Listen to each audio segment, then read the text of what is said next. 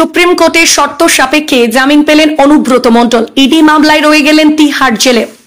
অনুব্রত মণ্ডল অবশেষে জামিন পেলেন সুপ্রিম কোর্টের রায় অনুযায়ী। তবে এখনোই মুক্তি মিলছে না। গরু পাচারের অভিযোগ সিবিআইয়ের করা মামলায় তদন্তে সম্পূর্ণ সহযোগিতার শর্তে জামিন মঞ্জুর করেছেন সুপ্রিম কোর্টের বিচারপতি বেলা এম ত্রিবেদীর ডিভিশন বেঞ্চ। তবে ইডির দায়ের করা আর্থিক তছরূপের মামলায় এখনো তিহার জেলেই থাকতে হবে তাকে। 2022 সালের আগস্টে বীরভূমের নিচুপট্টি থেকে গ্রেফতার হয়েছিলেন অনুব্রত। সিবিআই তাকে প্রথমে আসানসোল সংশোধনাগারে এবং পরে তিহার জেলে স্থানান্তরিত করেন। এরপর ইডিও তাকে গ্রেফতার করে। সিবিআইয়ের মামলায় জামিনের আবেদন নিয়ে সুপ্রিম কোর্ট গিয়েছিলেন অনুব্রত। সুপ্রিম কোর্ট শুনানিতে উল্লেখ করেছে, বিচার প্রক্রিয়া শুরু হলে অনুব্রতকে অবশ্যই সহযোগিতা করতে হবে এবং কোনোভাবেই সাক্ষীদের প্রভাবিত করতে পারবেন না। বিচারপতি বেলা এম ত্রিবেদী সিবিআইয়ের উদ্দেশ্যে বিচার প্রক্রিয়া কবে শুরু হবে তা জানতে চান, যার উত্তরে সিবিআই জানিয়েছে শীঘ্রই বিচার প্রক্রিয়া শুরু হবে। জামিন পাওয়ার জন্য শীর্ষ আদালত অনুব্রতকে 3টি শর্ত দিয়েছে। পাসপোর্ট জমা রাখতে হবে, বিচার প্রক্রিয়ায় সহযোগিতা করতে হবে এবং সাক্ষীদের প্রভাবিত করা যাবে না। দেখুন, কেষ্টমণ্ডল সিবিআই মামলায় আজকে জামিন পেয়েছে, কিন্তু এখনো ইডির মামলা চলছে, গরু পাচার কাণ্ডেই চলছে। এর সঙ্গে আন্তর্জাতিক যোগাযোগ আছে। যারা ভাবছে যে এই মামলায় জামিন পেয়েছে মানে কেষ্টমণ্ডল পেরিয়ে আবার বীরভূমের রাজনীতিতে যুক্ত হবে, তারা মূর্খের স্বর্গে বাস করছে।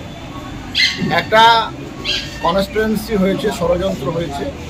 সেই ষড়যন্ত্র বৃহত্তর ষড়যন্ত্র, যেটা দেশ বিরোধী ষড়যন্ত্র, আর সেই ষড়যন্ত্রের সঙ্গে যুক্ত হচ্ছে কেষ্টমণ্ডলেরা। সুতরাং কোনো একটা বিষয়কে কেন্দ্র করে মহামান্য উচ্চ ন্যায়ালয় যে রায় দিয়েছে, আমরা সেই রায়কে স্বাগত জানাচ্ছি। আমরা আইনের প্রতি শ্রদ্ধাশীল এবং আস্থাশীল।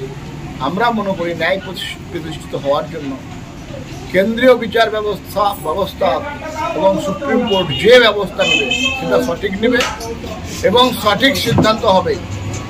তৃণমূল কংগ্রেসের যারা নাচানাচি করছে, যারা ভাবছে তৃণমূল কংগ্রেস স্বমহিমাম কেষ্টমণ্ডলকে বা পাবে, তারা দেখতে থাকুক।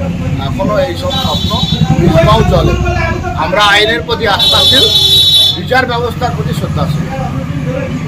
তবুও ইডির মামলায় তিনি এখন তিহার জেলে থাকবেন, কারণ সেই মামলার শুনানি এখন ঝুলে রয়েছে দিল্লি হাইকোর্টে। তিহার জেলে বন্দী থাকা অবস্থায় ইডি তাকে গ্রেফতার করেছিল।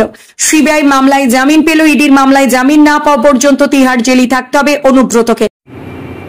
কেষ্টদা গরু পাচার মামলায় বেল পেয়েছে। দেখুন, বেলটা হলো ডিসক্রিপশন অফ জাস্টিস, সুপ্রিম কোর্টের।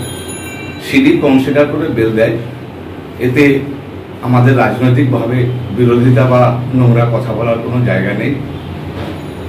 আর একটা মামলায় উনি আছেন, ওনার মেয়ের বেল হয়নি, এটা শুনলাম।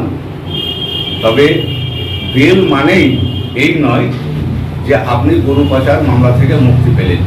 এর ট্রায়াল হবে, তারপরে ট্রায়ালের শেষে বলা যাবে সে দোষী না নির্দোষী। খান শাহিল মাচারের report, Janakantha TV news, Birbhum.